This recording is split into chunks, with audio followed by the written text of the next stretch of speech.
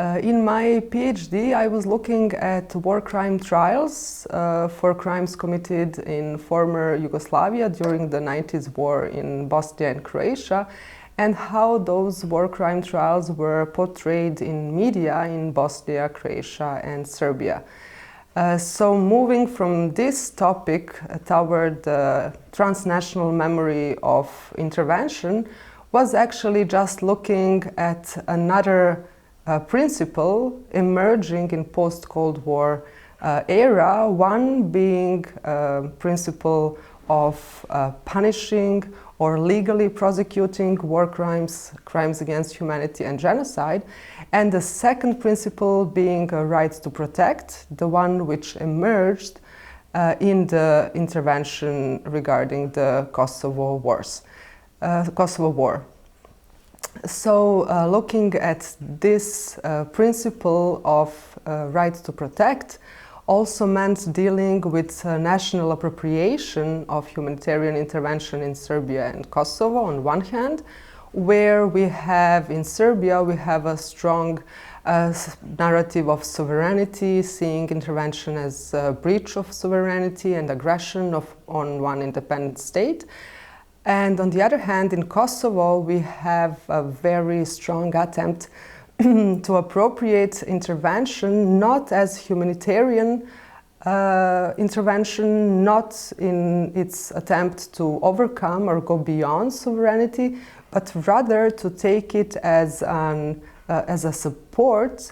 for independence of Kosovo, so emphasizing its role in confirming or acknowledging a new established sovereignty. I was also interested not only at those two aspects, but also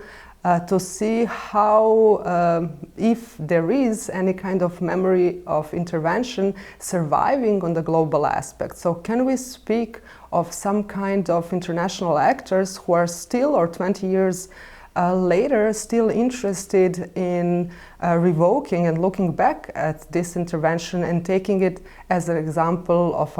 a successful or unsuccessful intervention in the process of learning for the following interventions. In that sense, the idea was to look at United Nations General Assembly and to see how different actors then refer to this intervention, mainly in intervention in Kosovo, but also delayed intervention in Bosnia, which came only after genocide in Srebrenica, and to see how the memory of these interventions are then used when discussing potential intervention in Libya, in Afghanistan, in Ukraine, and so on. In that sense, my main goal or main focus of this research was to look at transnational memory of humanitarian interventions as they were formulated